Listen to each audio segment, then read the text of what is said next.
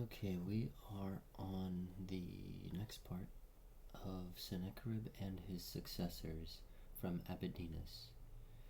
So, at the same time, the 25th, who was Sennacherib, can hardly be recognized among the kings. It was he who subjected the city of Babylon to his power and defeated and sunk a Grecian fleet upon the coast of Cilicia. He built also a temple at Athens and erected brazen statues, upon which he engraved his own exploits. And he built the city of Tarsus after the plan and likeness of Babylon, that the river Cydnus should flow through Tarsus in the same manner as the Euphrates intersected Babylon. Okay, so I want to break this down, taking a look at what's being said here. Now, I think we saw in the last video that Asur-Haddon, right, was the one who, I think, rebuilt Babylon. And so, but I don't know if Sennacherib, so we're going to ask it real quick, just to like kind of jog our memory, dude. Let me close this. Let's see here. Sennacherib.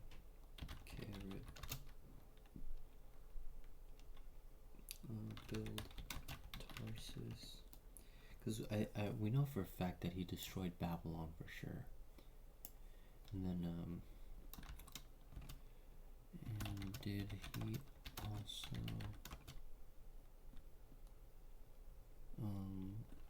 battle with any Greeks? I think they're only Macedonians at this time. I don't think they're the like Greek city-states that we know in the classical era. I think this is still very early Greek periods. Okay, so he developed the city of Tarsus. Oh, okay. I think it was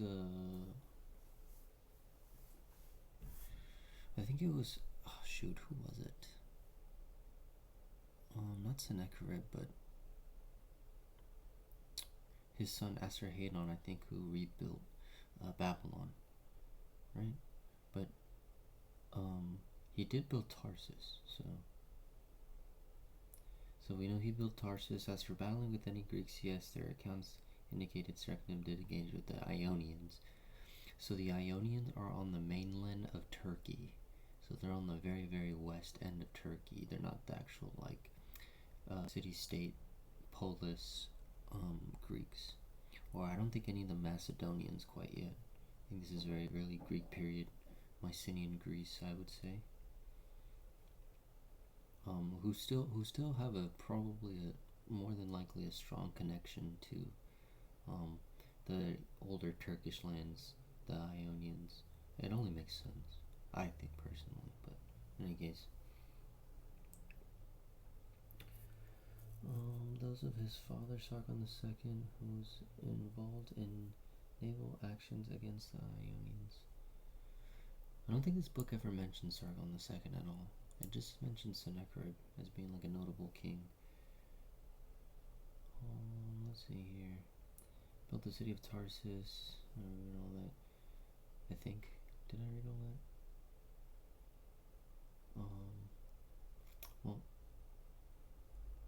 I think we did, but we'll just continue down here. Next, in order after him reigned Nergalus, who was assassinated by his son Adramelus, and he was also slain by Asherdes, his brother by the same father but of a different mother, and his army pursued and blockaded in the city of Byzantium. Asherdes was the first that had levied mercenary soldiers, one of whom was Pythagoras, a follower of the wisdom of the Chaldaeans.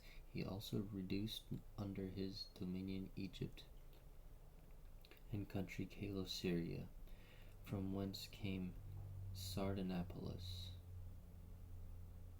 And then I think we established that Sardanapalus. Oh, look at that. I think from like a previous video, the AI was saying that Sardanapalus was a conglomeration of the kings that were in the Neo-Assyrian Empire that ruled just before it fell. So it says here, the name Sardanapalus is indiscriminately applied to various persons.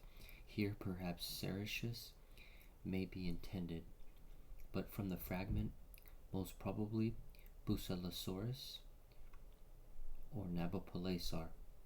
The passage then in the text may refer to the dominion potestatum of Acertes, from which Sardanapalus revolted.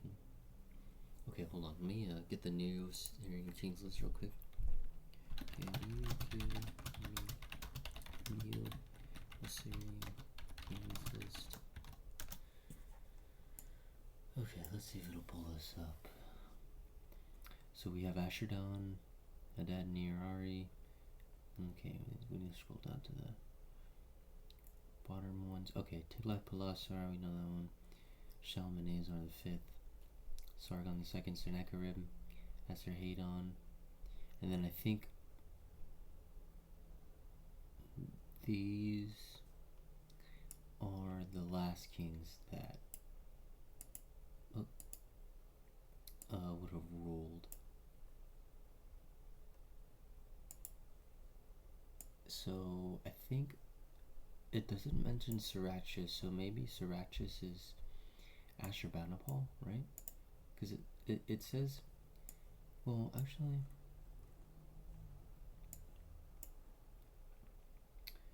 but from the, okay, so we'll keep in mind Sarachus, but from the fragment, most likely Bucelosaurus. So let me look up who's Bucelosaurus. So who is Bucelosaurus? That sounds like a dinosaur. You got a funny name, bro. Bucelosaurus. Okay, let's see if this gives us any insight. Bucelosaurus is mentioned as another name for Nabopolassar, who was a king of Babylon. He is noted for revolting against his sovereign Sarachus, the Neo-Assyrian king Sin-shar-ishkun, and with the assistance of the Medes under Cyaxares marching to besiege Nineveh.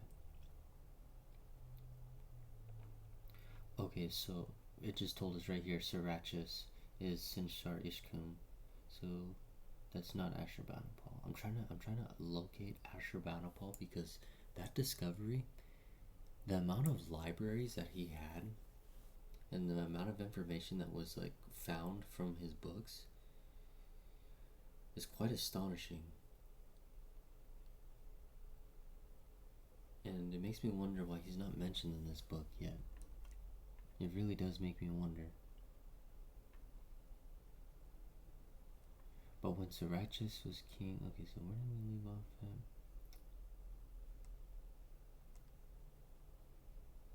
Oh, I think we finished the the footer right there. Okay. Okay, so we have the king's list right here. After him, Sarachus reigned over the Assyrians, and when he wasn't... Oh, wait. Hold on. Let's see. I'm just going to take a look up here. In order after him, reigned Nergalus.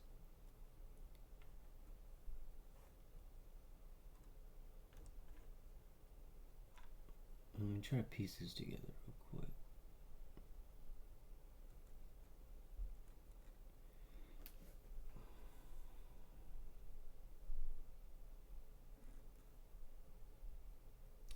So who is Acertes? So who is Acertes?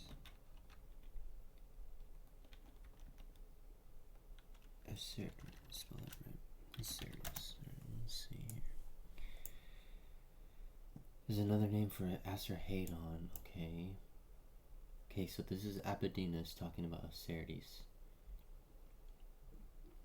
Okay.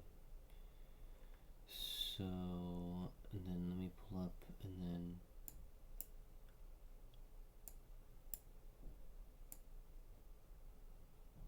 Esarhaddon. Okay, so yes.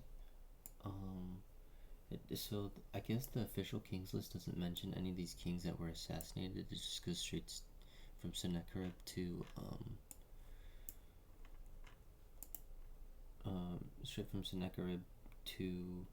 Esarhaddon.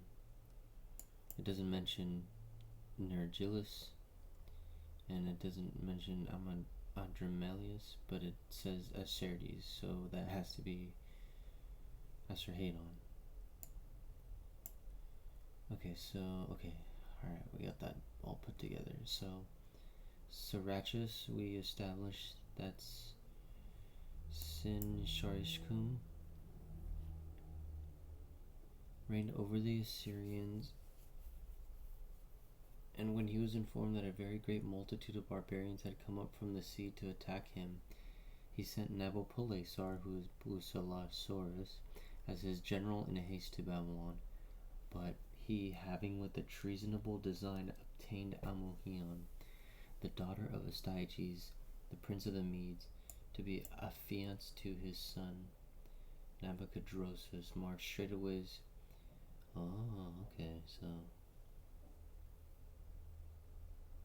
dang. Okay.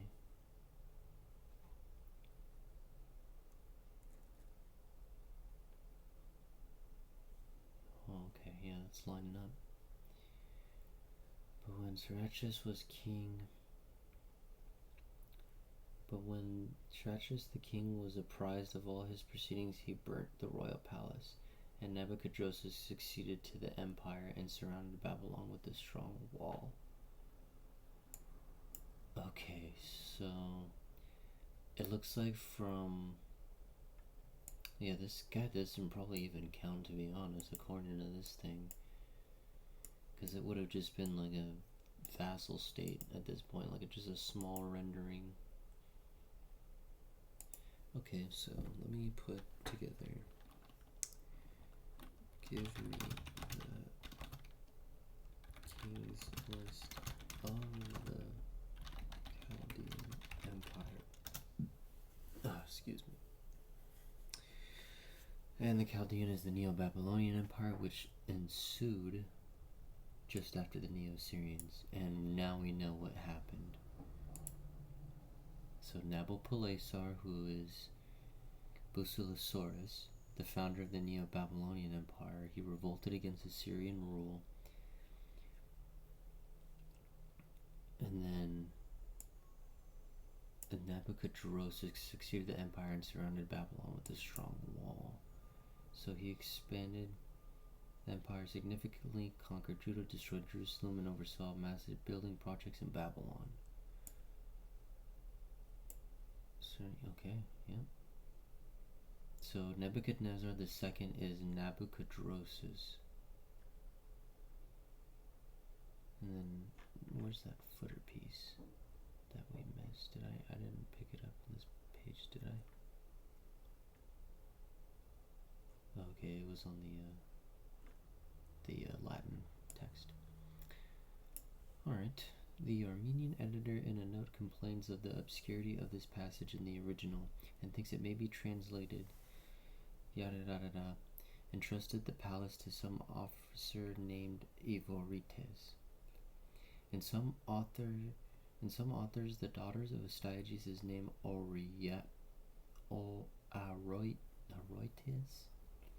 and it might possibly refer to her if the word were read in conjunction with the subsequent sentence. Okay, so Evorites? Aroites?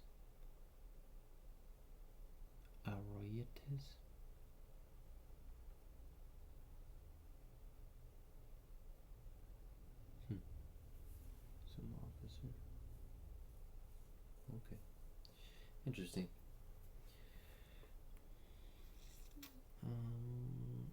So we read all that. Built a strong wall of Belus and the Assyrian Empire from Castor. Okay, so what is this? Isn't Belus like Baal? Belus is like a Roman rendition of it. What is this? Okay, so Belus, says Castor, was king of the Assyrians, and under him the Cyclops assisted Jupiter with thunderbolts and lightnings in his contest with the Titans. At that time there were kings of the Titans, one of whom was Ogyges. After a short digression, he proceeds to say that the giants, in their attempted inroad upon the gods, were slain by the assistance of Hercules and Dionysus, who were themselves of the Titan race.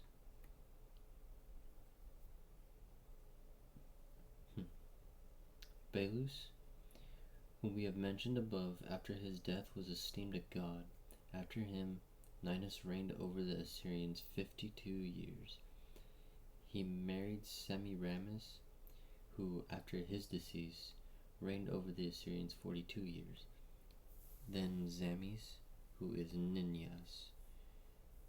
Then he enumerates each of the successive Assyrian kings in order and mentions them all down to Sardanapalus by their respective names, whose names and the length of their reigns we shall also give presently. Castor mentions them in his canons in the following words. What the heck? Okay, hold on. Let me back up a little bit. I want to take a look at this real quick. So I think we mentioned that Semiramis is like a semi-legendary king. It's very interesting how he's like associating this with Greek mythology so keenly. So much to say that like Hercules and Dionysus. But see, like, okay, so Belus was the king of the Assyrians. What about like all of Greece? Was he a separate person? Oh, and under him, the Cyclops assisted Jupiter with thunderbolts and lightnings in his contest. Yeah, I don't know. It's a little vaguely put, but I don't know. I guess I should just continue on this. It's not very descriptive about who this person is or what they're really talking about. I don't like that. We have first digested into a canon the kings of the Syrians, commencing with Belus.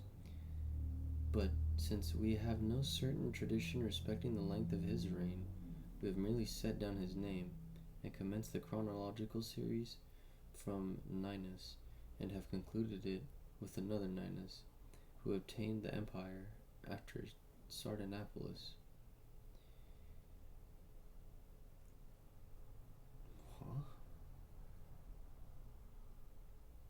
And have concluded it with another Ninus, who obtained the empire after Sardanapalus. So is that referring to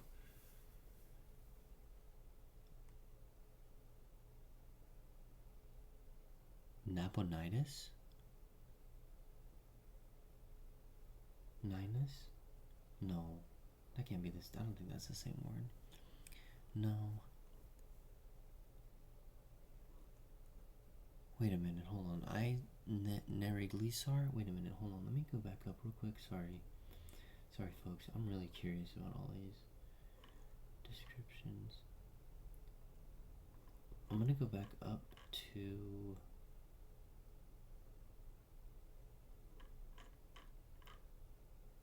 Nergillus.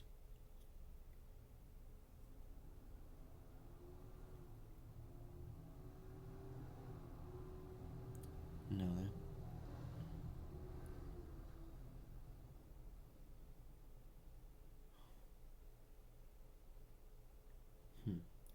there's a name in here that looks very similar to Nergillus and Neriglisar, but he's part of the Neo-Babylonian Empire, not associated with the Assyrian Empire, which is what this is referring to, but I don't know, that just kind of like rose an eyebrow for me, sorry. Let's go back down, and then, let's see, continue where we left off. So, after that, Sardanapalus, that in this manner the whole length of the time, as well as of the reigns of each king, might be plainly set forth, Thus it will be found that the complete sum of the years amounts to 1280. Okay, we're not too curious about that. Syncellus quoted all this.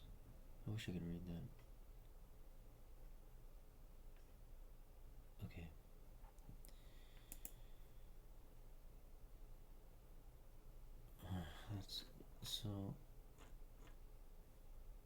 Who obtained the empire after Sardanapalus?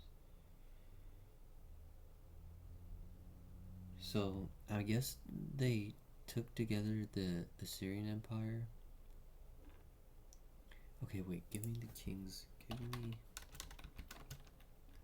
Give me the kings list of the old Assyrian Empire and the old Babylonian Empire.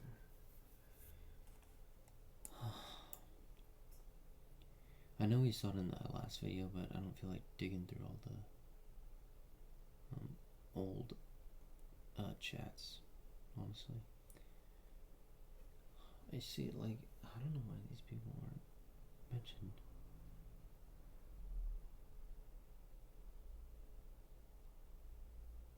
It's really interesting.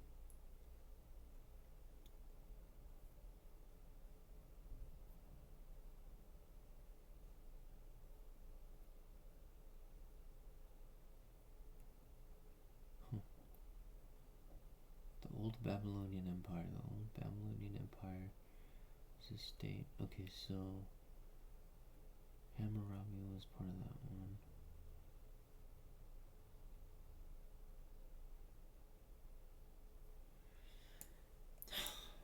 Man, these time periods are so confusing, man.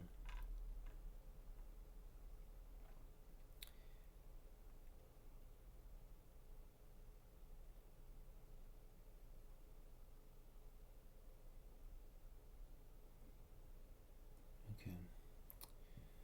Alright, well, I was just trying to piece some stuff together, because this all seems like mythological, but it seems when they're saying right here, and have concluded it with another Ninus who obtained the empire after Sardanapalus, I think this is referring to the Neo-Babylonian Empire. But I don't know who this is exactly referring to.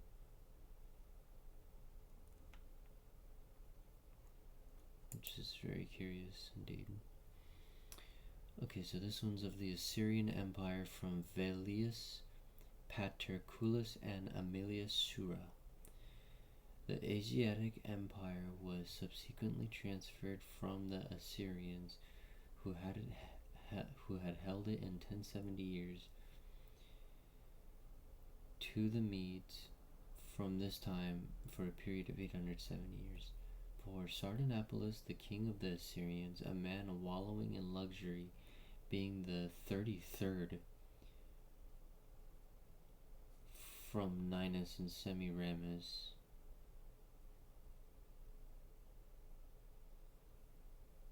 the founders of Babylon, from whom the kingdom had passed in a regular descent from father to son, was deprived of his empire and put to death by Abraxas the Mede.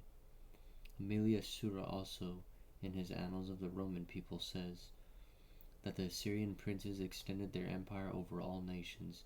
They were succeeded by the Medes, then by the Persians, then by the Macedonians, and shortly afterwards by two kings, Philip and Antiochus of Macedonian origin, who, not long after the destruction of Carthage, were conquered by the Romans, who then obtained the empire of the world. Okay, well that lines up with pretty much all the history that I know. That lines up very, very well.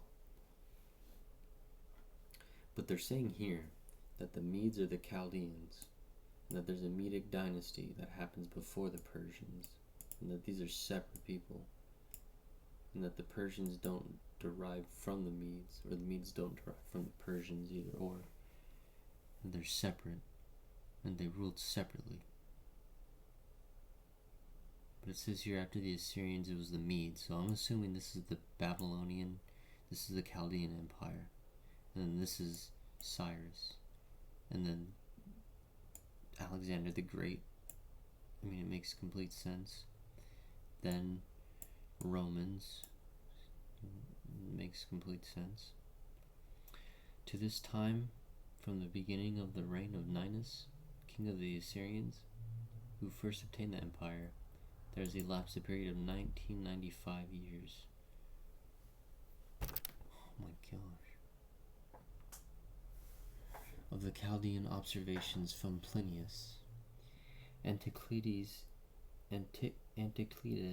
relates that letters were invented in Egypt by a person whose name was Menon, 15 years before Phoenius, the most ancient king of Greece, and he endeavors to prove it by monuments.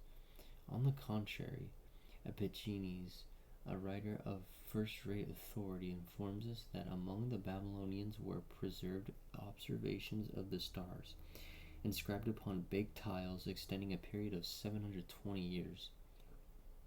Berosus and Chritodemus, who are the most moderate in their calculations, nevertheless extend the period of the observations to 480 years, whence may be inferred the eternal use of letters among them. It's interesting, but it's also interesting to say that, you know, these that these ancient, like, Babylonians, right? Like, these people were like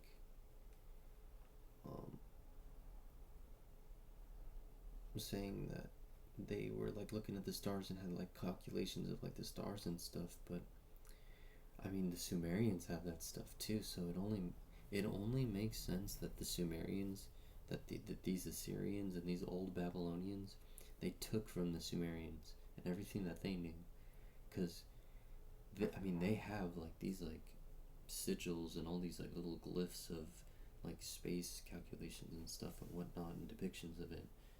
It's completely in Sumerian, but it's so fascinating and so interesting to say that, because this book just doesn't mention Sumerian of any sort at all.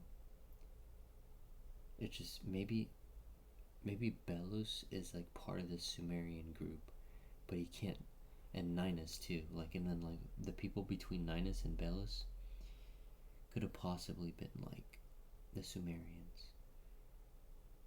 But they just use such a different name, it's really hard to just like put it all together, you know? That's all I can get from it.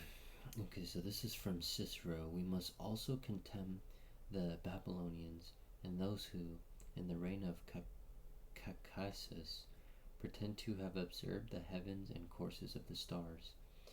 We must condemn them, I say, of folly or of vanity or of impudence, who assert that they have preserved upon monuments observations extending back an interval of 470,000 years.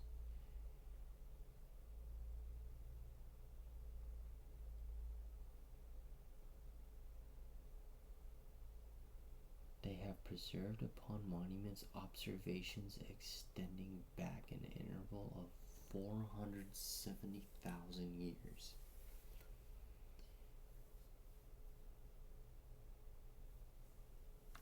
I'm gonna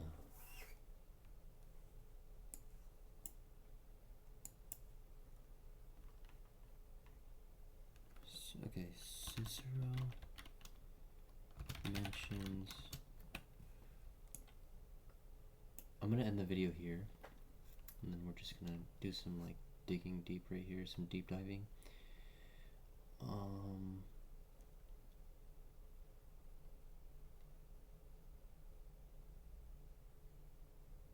In the region of the Caucasus, is that over by Armenia? And where like Noah was? The Babylonians and those who in the region of the Caucasus pretend to have observed the heavens and courses of this. Cicero mentioned, okay, so I'm going to say Cicero mentions that the Babylonians, that the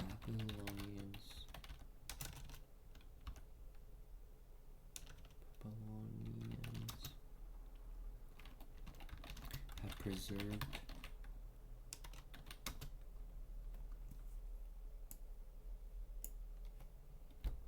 upon monuments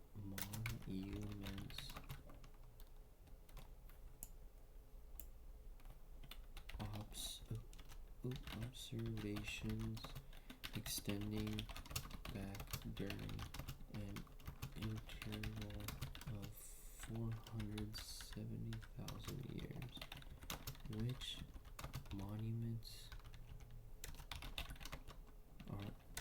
monuments are he referring to? Which monuments? What monuments are he I'm having like a brain fart right now. What monuments are he referring to?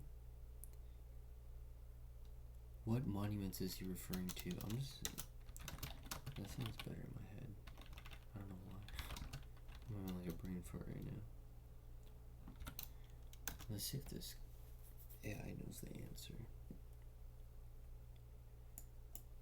In his work on divination, indeed mentions this astounding figure for Babylonian astronomy. However, it is crucial to understand the context and nature of the monuments he is referring to.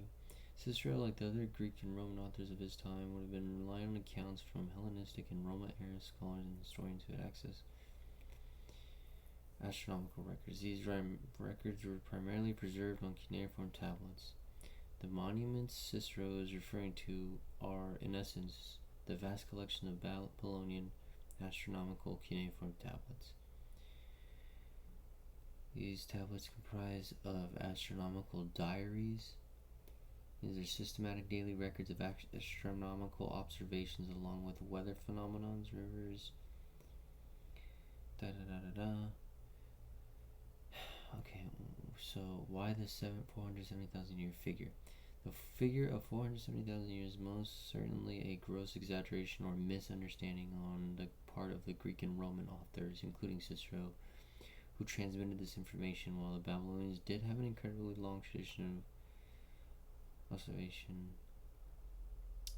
stretching back for at least a millennium. It nowhere approaches hundreds of thousands of years.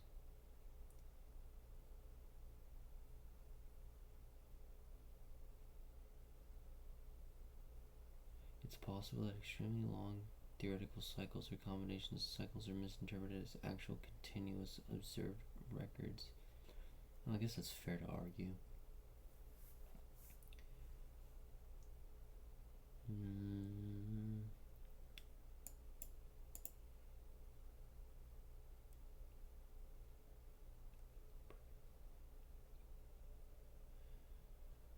The true monuments of their observations are tens of thousands of cuneiform tablets now hiding in museums around the world, and scholars continue to study.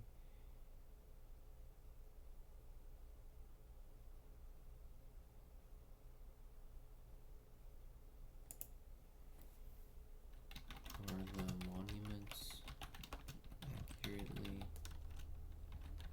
rendering observations from 470,000 years ago? And if so, how accurate are they?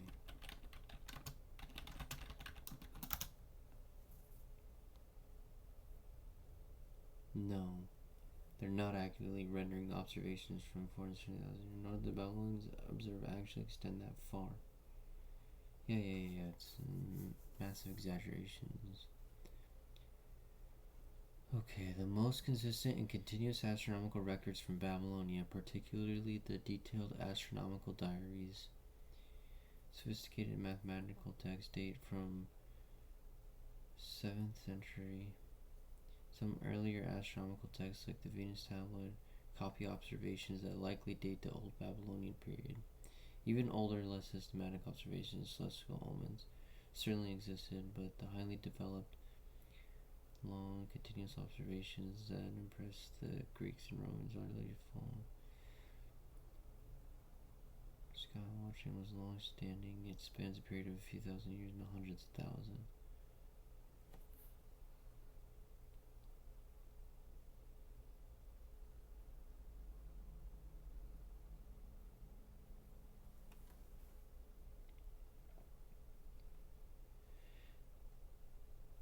Babylonian scribes, particularly the Chaldaeans, a term often used for their astronomical astrologers, conducted systematic daily observations of celestial phenomena for centuries.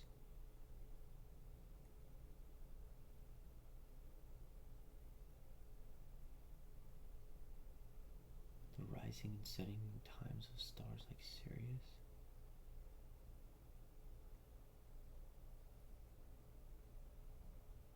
They developed an advanced arithmetical procedures.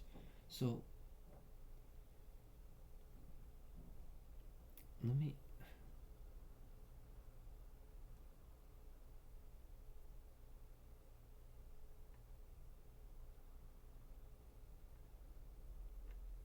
okay, but what is he referring to?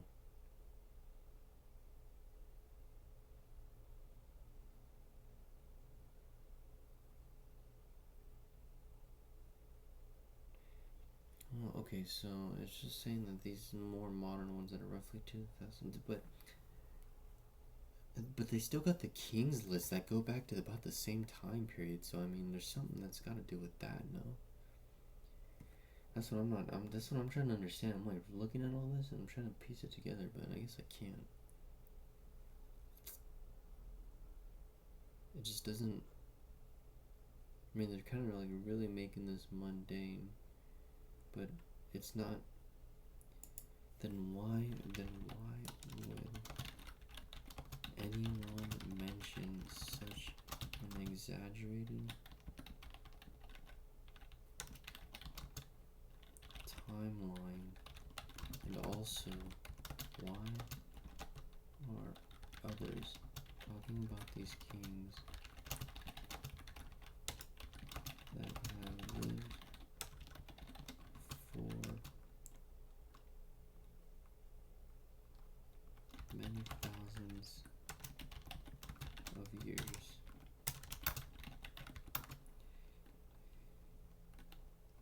Like Berosus' accounts and all in the tablets that were discovered millennia later.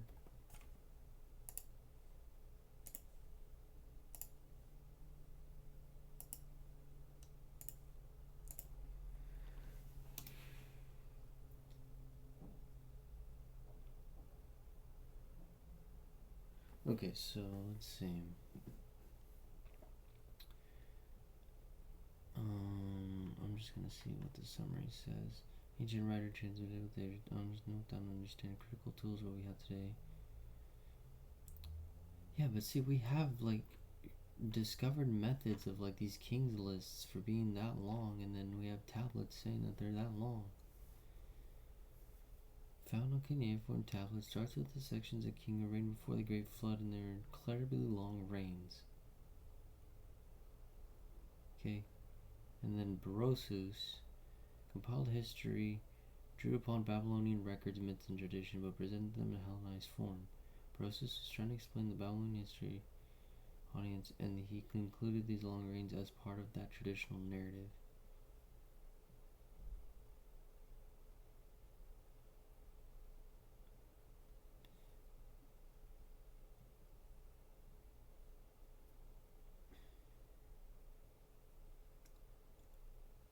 I don't know. This is kind of stupid. Like, I mean, these people were saying like they're great at counting the stars and counting the time cycles and stuff like that.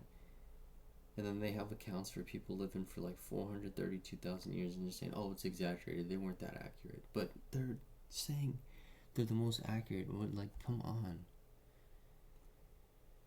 Anyways, I guess I'm just going to end the video here. And we're going to continue to the dynasties of kings of Chaldea, Syria, Media, Persia, Thebes, and Egypt. But didn't we already just go through that? Okay, so we'll start there in a second. This is very curious. So they were saying that the Chaldeans were like the astrologers, and that's what the whole astrology thing is referring to about Chaldea. So we're gonna start the next video here, and this already looks kind of interesting as well. Very curious about this next part we're going to get into.